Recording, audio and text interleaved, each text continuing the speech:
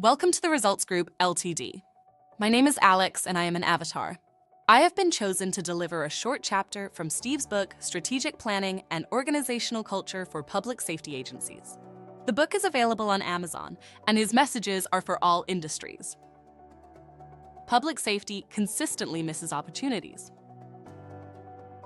To illustrate how public safety is missing opportunities, and with an eye toward where those opportunities might be, please indulge me while I describe for you the relationship I have with my electric company. I, like most of you, am a consumer of electricity. As consumers do, we pay our electric bill on a monthly basis. I really don't think much about, actually I don't think about them at all. The people at my electric company, any more than the typical American, thinks about police, fire, dispatch, detention, or any other public safety employee on a regular basis. You, as with my electric company, are only a problem when you aren't there. Regardless of what the people at my electric company measure, the myriad of tasks and activities their stats worshippers keep track of, I do not really care about how many miles of wire they had to string or bury. I do not care whether they had enough fleet or tools to get the job done, and I do not care whether they had enough training or staff. When it comes down to it, I do not even care about the rumor mill at my electric company. I could not care less if they have a toxic culture unless it is driving up the cost of delivering electricity. You see, as a customer, all I want to know about my electric company is written on their little sign on the wall of virtually every room in America. The sign clearly and simply points out that consumers may accomplish one of two results on that little console: off and on.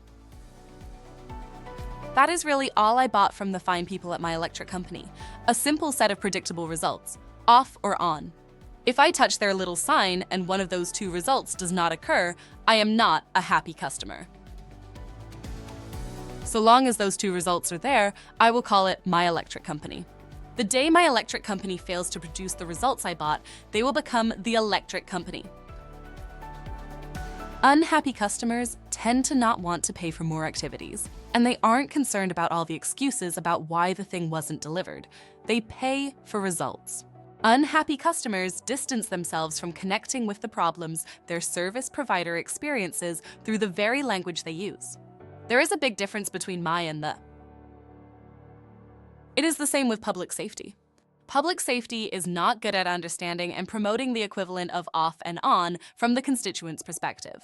There is a big difference between the police department, the sheriff's office, the state police, the fire department, the dispatch center, the jail, and our police department, our sheriff's office, our state police, our fire department, our dispatch center, our jail. Results. They are really the only things the public bought. For a public safety to secure and maintain strategic advantage, every leader, person of rank, line employee, and all future employees are going to have to do a better job of identifying, understanding, and focusing available resources upon the off and on that taxpayers purchased.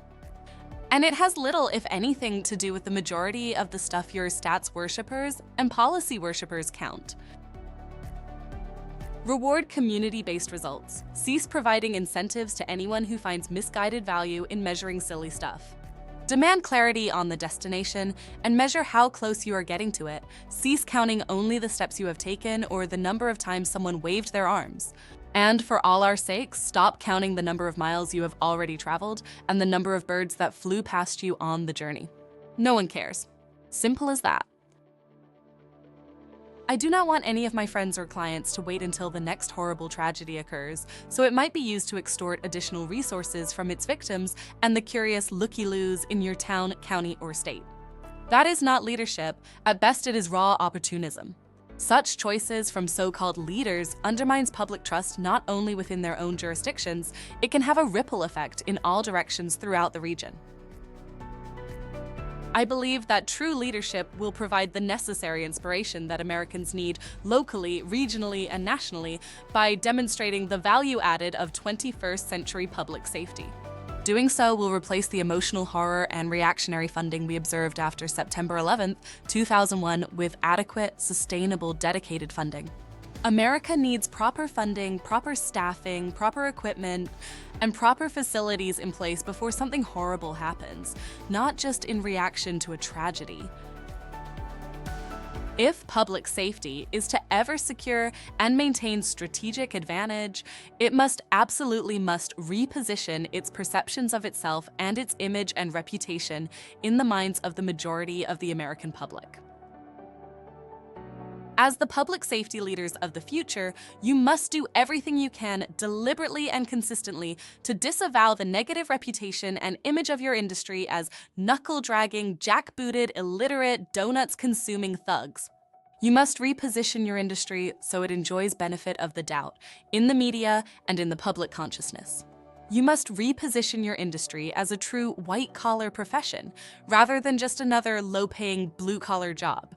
And you must begin to create a new 21st century legacy by establishing and enforcing a truly effective, positive internal culture for yourself and those in your agency.